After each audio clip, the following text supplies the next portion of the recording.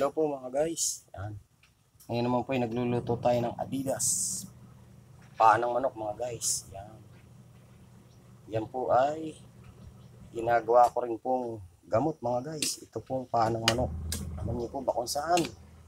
Sa may mga sakit sa rayuma mga guys. Yan.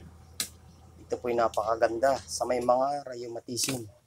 May mga sakit na rayuma, mga kasukasuan. Yan. Ito po ay napakasimpleng gamot. Yan.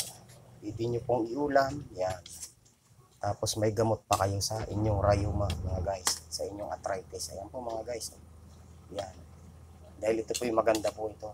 Para tumaas ang inyong calcium. Para hindi ko kayo masyadong tamaan ng rayuma. Yan.